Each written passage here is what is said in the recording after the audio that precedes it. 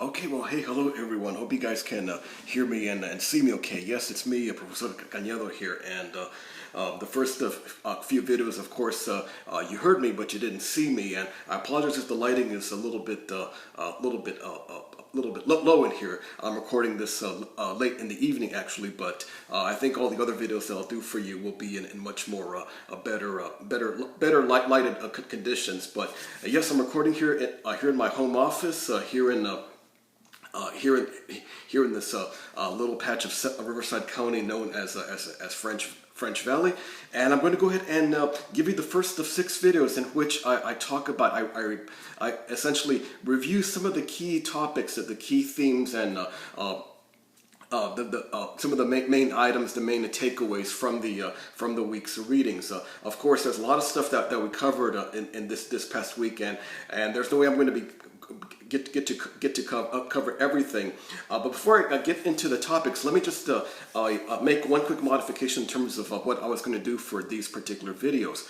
Originally, my plan was to do a recap of both the Who Built America readings, talk a little bit about the PowerPoint programs, and then the Daughter of Fortune readings. But instead of trying to cram all of that into one video, I do have from previous sessions, actually for both this class and the History 124 class, in which I have videos in that I summarize a lot of the chapters, a lot of the topics, the characters, the main themes from the Daughter of Fortune story. So what I'm going to do is I'm going to go ahead and make a separate page right on Blackboard in which I have a lot of those videos already. So those videos will exclusively give reviews, commentaries about all of the chapters in Daughter of Fortune. So as you're going through the readings, if you're confused about the Daughter of Fortune story, what you should be looking out for in terms of the plot, if you're getting confused as to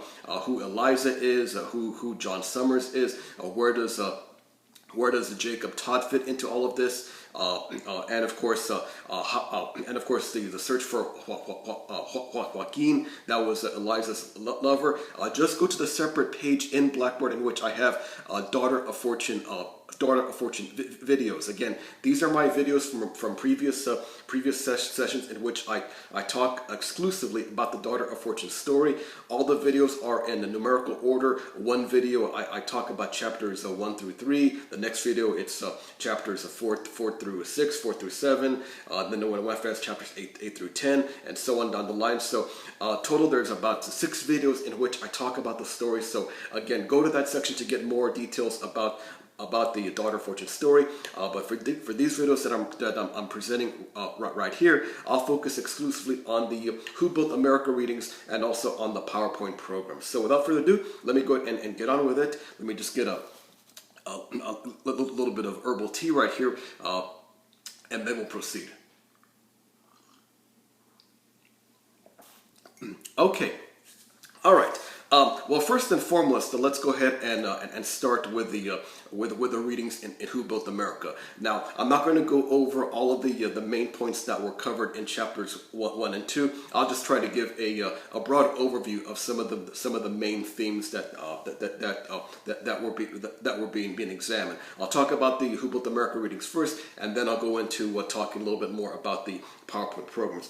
But in chapter 1, entitled "A Meeting of Three Worlds," obviously we're looking at the connection of the European influences, the European cultures, societies that came to the Americas, predominantly, of course, the English, of course, but we can't forget the Spanish and also the French too.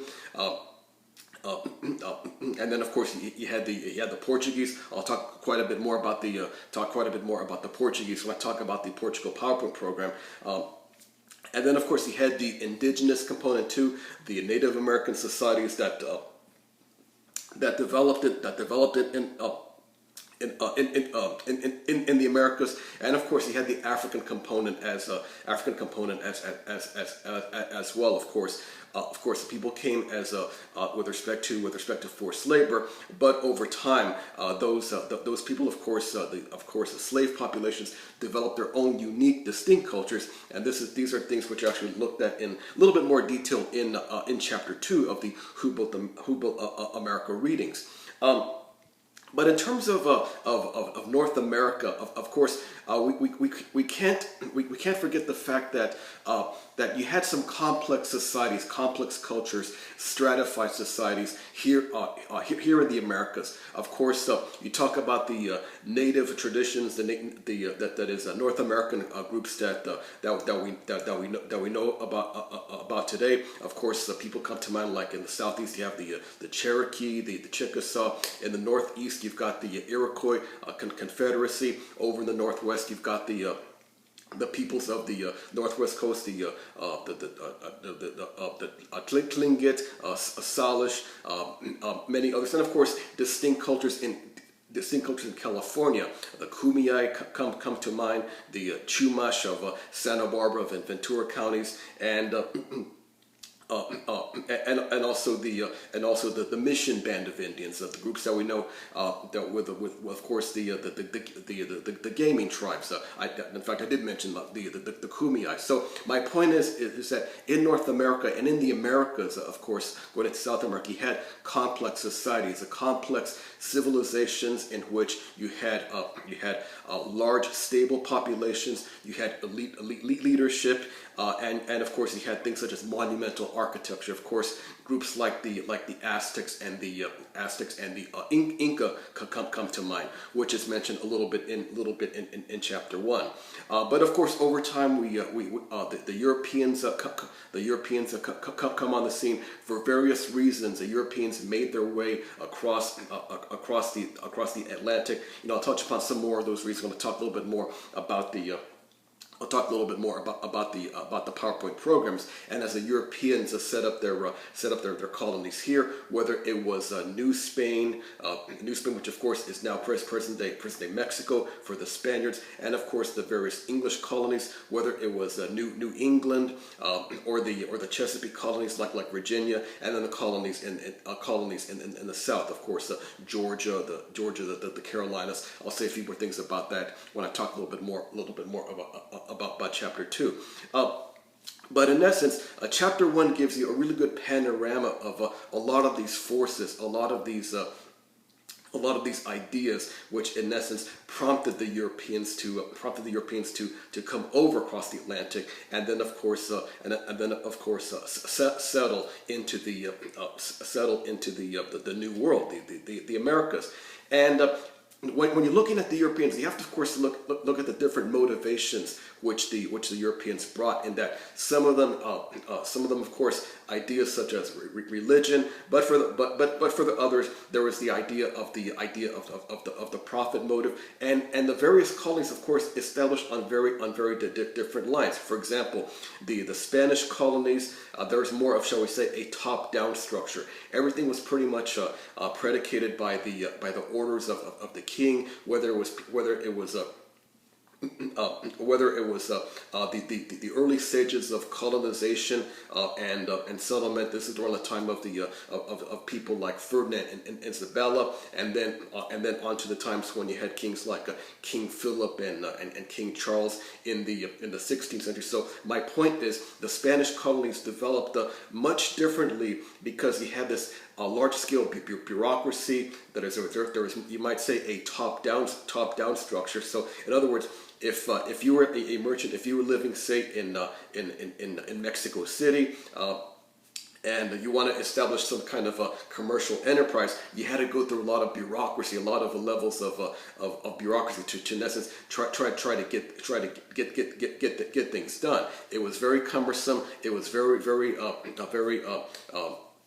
you might say a lot of micromanaging going on. So you might say in the Spanish colonies, there wasn't a lot of room, shall we say, for economic initiative, for entrepreneurship and things of that nature. But in the English colonies, a much more different story. The English colonies, or you might say separate nations, separate kingdoms. So in other words, what's happening in Virginia was much different than, say, what's happening in Massachusetts. And what's happening in Massachusetts, it's much different than what's happening in New York, and that in turn is much different than what's happening over in the Carolina colonies. So all of this, you might say, there was like a mishmash of leadership, of structure, of culture, of ideas, which in essence would prove to be quite difficult when it came time to the formation of the United States in the latter part of the 18th century. In other words, and we'll talk more about this when we get into a subsequent video. If not next week, then for sure in the video 2 weeks from now. When you have these various ideas, these various personalities, these various dynamics going on, it's going to be very, very difficult to put together a country as people as Mr. Adams and Mr. Jefferson, Mr. Franklin, and all those guys would find out during the 1770s. But the reason for that was because you might say English colonial structure or English political structure at the time. That is, it wasn't more of a top-down type of structure. The English crown from the time of people like Queen Elizabeth through to King James, King Charles into the 17th century, they had more of, shall we say, a hands-off approach when it came to governing the colonies. For the most part, the monarchs essentially said, okay, I'll give you this patch of land here. You go ahead and do whatever you want. Get all the investors that you need. We're not going to have any part of governing this. So what you see in the English colonies is more of, shall we say, more this idea of economic ventures, joint stock companies. That is more of an emphasis in terms of, shall we say, making money, or in the case of the people who came into Massachusetts Bay, of course, religious freedom. That is trying to establish a new Christian kingdom, shall we say, independent of what's happening over in the mother country. So, in other words, while there were many differences between what the Spaniards were doing and what the English were doing, even within the English colonies, there was quite a lot of variations, and these types of variations would definitely go a long way into establishing what made the American character so unique compared to the other nations around the world. So those are some of the things you're going to be looking at when you check out chapter 1.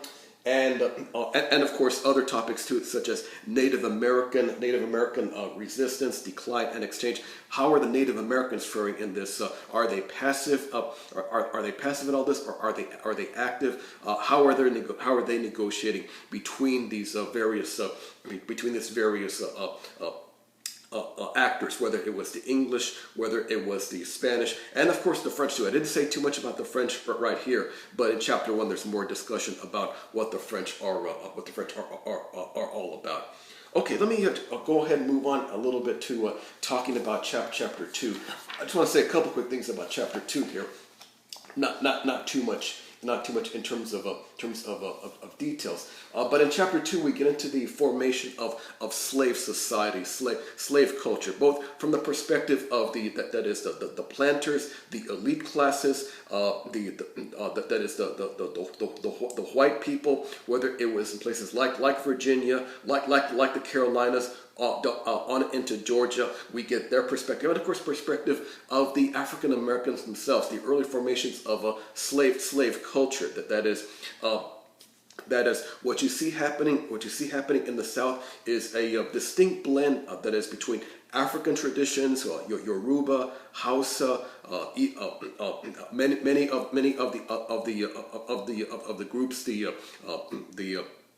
of the groups that were brought across on those boats. Really horrific conditions. Anybody who's seen the classic mini-series which came out about 40 years ago, Roots, can definitely attest that. In fact, I understand there's actually a new version of Roots which goes into that realism in quite more detail. So if any of you have seen that, or you're gonna, or if it hasn't come out yet, then definitely check that out too. But what you see happening with African American culture is a unique blend between native traditions and new traditions to go along, of course, with the environment, the environment that the people were in. So whether it was in places like Virginia, which of course you had more of a tobacco type of economy, or down toward the south, especially in South Carolina, where you had things such as rice. You might say more of a tropical based economies, depending on the environment. African Americans were definitely quite adept at in terms of creating a new culture, creating new things such as a fictive kinship too. So for example, it's obviously families were separated, mothers from sons, fathers from daughters, and the slave masters, or the ones of course, the ones who were in charge of bringing the people across the ocean, they knew what they were doing. They knew how to divide and conquer people, because many of the groups in Africa were long-term enemies. That there's rival factions, rival tribes, so to speak. So it's no surprise that in order to divide and conquer the people, you had people from different groups who hated each other back in the old country, put on the boats, and then brought to the New World in an attempt to, shall we say, make sure that they don't try to unify and don't unite in essence. But over the long term, what happened was, as even as families were broken up, people began to adopt different measures of a fictive kinship. So in other words, if there were some orphan children, they might have looked to some older people who weren't their parents, as you might say uncle, aunt. And if they came across from people in their own age group, their peers, called them brother or sister. So these types of relations began to develop, and I would say that this was where you see, I think in modern African American culture, people calling each other brother, sister, as a term of endearment, of affection. I think a lot of that goes back to the early traditions, when early African American culture was forming for the sake of survival back in those days. So that's one thing that's going to be examined in chapter 2. Also, there's we have the story of Bacon's rebellion in 1676, and in Bacon's rebellion, here is where we see some of the early formations of people rising up against the leadership class, against the elite classes, which of course becomes a very dominant theme as we get into the 18th century, with the notion of no taxation without representation, protest against the Stamp Act, and various other measures imposed by Parliament against the colonies. So protest against elite leadership, that's one element that's going to be explored a little bit in chapter 2. And let me see, there's one other point I wanted to quickly mention, one item I wanted to call to your attention. Okay. Oh, one final thing too. When it comes to the colonies, it makes reference to what's happening in the Carolinas with the fundamental constitutions of the Carolina colony. The reason I bring that up is because, as I mentioned when talking about chapter 1, what's happening in Carolina is another example of political experimentation, because, as I mentioned, the English crown really had no interest in trying to micromanage their colonies, unlike what the Spaniards had been doing for the better part of three centuries. But the English crown really had no desire for that. They didn't really have the economic or political resources or military resources to really accomplish that. So people in the colonies did whatever they wanted. They had that is, they drew up their own plans, their own ideas, their own charters, their own constitution, and the Carolina colony was no different. In fact, one of the drafters of the Carolina colony, the fundamental constitutions, was a man by the name of John Locke. Keep Mr. Locke's name in mind, because he's going to be someone who's going to be very instrumental when Mr. Jefferson decides to put together a charter of ideas, of freedoms, so to speak, during those hot days in Philadelphia in 1776. In other words, political experimentation in terms of governing themselves, governing the colonies, that's a major hallmark during this time. And that's one thing that's mentioned a little bit in chapter 2, basically an echo of what is covered in chapter 1. Let me see what else I should mention here about chapter 2 in terms of slave society, slave culture. Okay, no, I think that's pretty much covered in terms of talking about the Who Built America text. Now, let me quickly turn my attention to the PowerPoint programs and just talk about some of the main points about each of those programs. You had 4 programs to look at this week, so let me quickly touch upon the main items for each program. On the one on Spain, on early Spain, you see the panorama of Spanish society that is developed over centuries. You have Roman influences. You have and of course, you have Muslim, Islamic influences. And I think it's really important for me to mention this because, of course, Islam is in the news today for, shall we say, not all the right reasons. And people like Mr. Trump are definitely making the case that that Islam is bad, it's evil, it's this, it's that, blah, blah, blah. But Islam has so many strains and so many strands, much like Christianity does. And what I try to point out in the PowerPoint program is that there was a progressive, really, shall we say, modern strain of Islam, which promoted things such as the sciences, the art, architecture, music, medicine, all kinds of intellectual pursuits, Greek philosophy. Early Islamic scholars really had this idea that that God gave them a lot of knowledge, and it was their duty to try to find this knowledge. So early Islamic centers for learning like Baghdad, Damascus, and Cordoba in southern Spain were, shall we say, fountains of a lot of great intellectual activities, intellectual pursuits. And a lot of scholars, a lot of Renaissance scholars make the case that if it hadn't been for the Islamic scholars who came into Spain in the 8th century and then developed the impressive city of Cordoba in the south of Spain, that's possible the Renaissance couldn't have gotten started. In other words, many scholars believe, a lot of scholars believe that Cordoba was, you might say, the beginning, one of the early points in which the Renaissance could get started, because whereas the rest of Europe in the Middle Ages was a period of darkness, it was really dark and dreary, drab times. Cordoba, southern Spain, was a beacon of light, of learning, of knowledge, and a lot of the ancient ideas from Greek philosophy, where you might say, being preserved in Cordoba, and then from Cordoba, then they branched out to other parts of Europe, and hence began the notion of the Renaissance. So that's one point that I think a lot of people like maybe Mr. Trump don't really recognize, but for a time, and I would say, still to this day, Islam has a tradition of scholarly pursuits and intellectual activities. That's one element from the power program I wanted to bring about. But the other thing, but the other part of the Spain program was that, of course, there were those in Spain who didn't like the Muslims. These were the Christians in the north, and the Christians in the north began a massive pushback against Islamic rule. This became known as the Reconquest, or the Reconquista. What the Reconquista did was it established a militant brand of Christianity that grew and grew and grew for the better part of 7 centuries. So by the time we get to 1492 and Columbus sailing the ocean blue and all of that fun stuff, what happened was the Reconquista had gone on for 7 centuries. So Christianity in Spain had developed a militant sword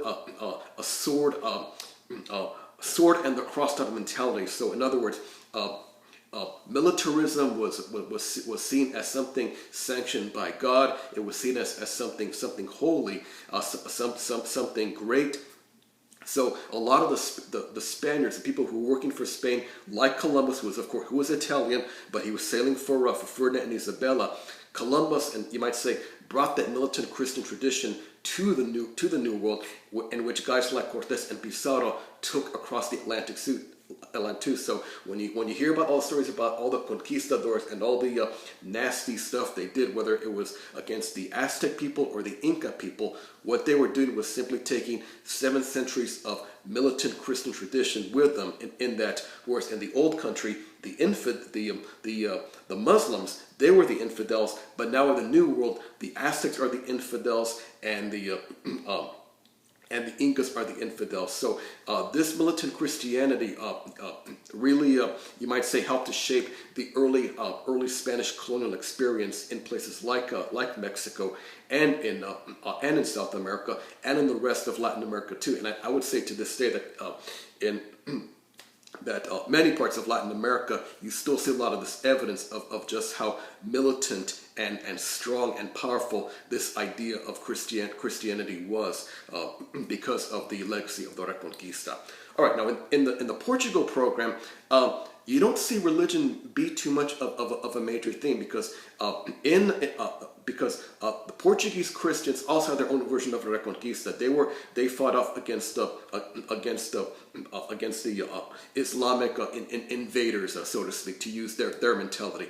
But the Portuguese, they were more interested in trade because you see, Portugal did not see a lot of, shall we say, the violence, the upheaval, the constant push and pull, which made the Reconquista such a powerful warrior tradition in Spain. Portugal didn't have that.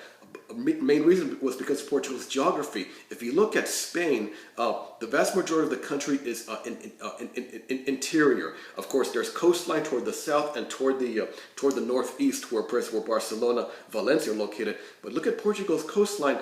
It's the sea. In essence, Portugal's main neighbor is the Atlantic Ocean. So the Portuguese were more interested when it came to in things such as trade, such as shipping. So what happened was the Reconquista in Portugal took on more of a economic type of interest. That is, yes, they wanted to fight off against the infidels, but they wanted to explore new lands. They wanted to engage in trade. So it was the Portuguese in the 15th century who, in essence, opened up Europe to the slave trade in Africa. You see, slavery wasn't anything that was invented by the Europeans. It had been going on for centuries, it seemed, and there was slavery already going on in Africa. Albeit it was a bit of a different format than the slavery that we know about today in reading about the South in the 19th century before the Civil War. Slavery was more of a sort of temporary type of a condition, so to speak. But what the Portuguese did was early on in the early 15th century, with their early attempts at exploring the north coast of Africa, the west coast of Africa, all the way down to where present-day places like Senegal, Ghana are located. What became known as the slave coast. The Portuguese were the ones who, you might say, opened up Europe to the African slave trade, and then by the end of the 15th century, with people like King João II, and of course the famous Prince Henry came on the scene, the Portuguese perfected systems of navigation, the light caravel ship. So to make a long story short, it was the Portuguese who, you might say, opened the door with respect to navigation, opening up both Africa and the Indian Ocean to Europe, and then later on in the 16th century, the Spaniards and then later on the English took the ball from the port, took it and ran with it. So you might say the Portuguese knocked down the door, but then the Spaniards and the English followed suit when it came to things such as the slave trade. So definitely a little bit more about that if you look at the Portugal program. Now England, on the other hand, England had its own problems. A bit of a unique case. There was more, shall we say, palace intrigue and But the main force, which you might say helped to push England into, you might say, modern times, that is modern terms speaking in terms of the 16th century, was the Protestant Reformation, when Martin Luther posted his famous 95 Theses at the cathedral door.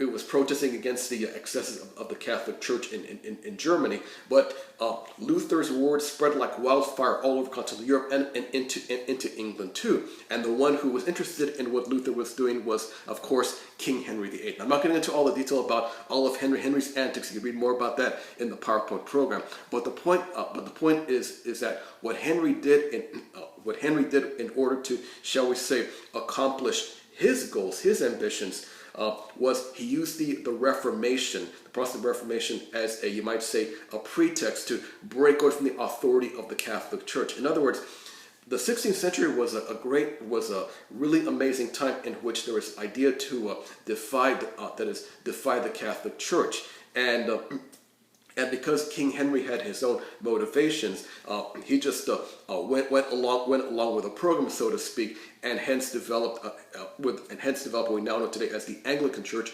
or the Church of England. But England had its people who didn't like Henry, who felt that Henry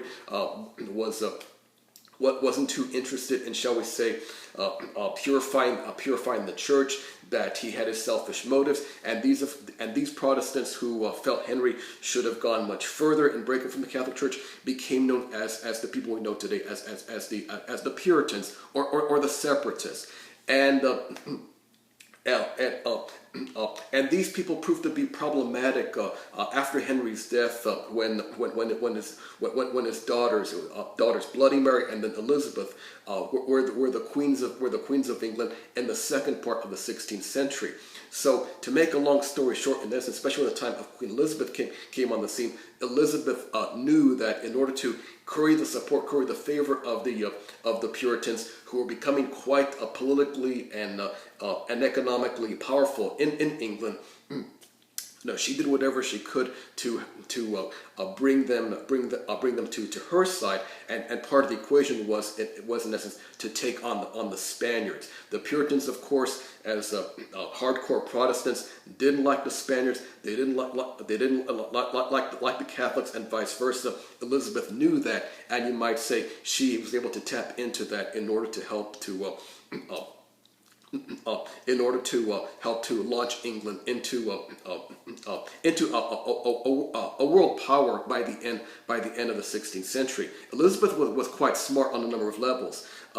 She knew that that were the Spanish galleons bringing across all kinds of loot and treasure to Spain, the Aztec treasure, the Inca treasure. She knew that her country didn't have the economic and military resources to, shall we say, establish colonies, but by having these famous privateers like John Hawkins, Francis Drake, you might say piracy. Piracy was the key to, in essence, help to catapult England into a national prominence, into a world prominence by the end of the 16th century. So, in other words, Elizabeth and her supporters, they didn't play the big colonial game that the Spanish were playing, and the Portuguese to a lesser extent. Their idea was, let's just take the Spanish loot and see what we can do with it. Of course, King Philip of Spain didn't care for that too much, as I outlined in the PowerPoint program. And when Philip decides to go to war against Elizabeth with a Spanish Armada invasion of 1588, things fall apart badly for the Spaniards. And in the aftermath of that, the English ships emerge victorious. It's a great victory for Protestantism, and Elizabeth and her supporters took that as a sign that yes, God is shining upon them. That you might say it's England's manifest destiny to spread these ideas, these values all over the world. So after that 1588. The English were the ones who started to come on the scene and become the dominant world power as we get into the 17th century. And since this video is running a little bit longer than I thought, I won't say anything too much about the Spanish New Mexico program, but that program in essence shows you a little bit more about the Spanish mentality when it comes to establishing colonies. In this case, New Mexico. But it gives you a better idea of the thought process that the Spaniards had when it came to not only establishing colonies, but of course how they treat the native population and try to incorporate native populations into their sphere, as it were. Okay, well, with that, everybody, I'll go ahead and stop this video here. Sorry that I ran a little bit longer than I expected, but I think if you just take the approach that these videos are kind of like my lectures that I would give into a regular on campus class. So I hope these videos help. Again, they're not really they're not required. You don't have to watch them. Maybe if you just want to watch a portion of it to get an idea for some of the topics going on for the weekly readings, that's fine with me. But I feel it's important for me to at least give you a presence, let you know that I'm that I'm here, that I'm looking out for you, so to speak, and I'm giving you my spin, my perspective on what I think is significant as we get through each of the weekly readings. But for sure, for the next few videos, I'll try to work on the timing a bit more and cut it down to a more reasonable time length. All right, everybody, that's it from here. Hope you guys are liking the class so far. I've got plenty more videos for you soon, including a nuts and bolts one next week, in which I tell you more about the EBSCO assignment. Okay, you guys take care, and I'll talk to you guys again soon.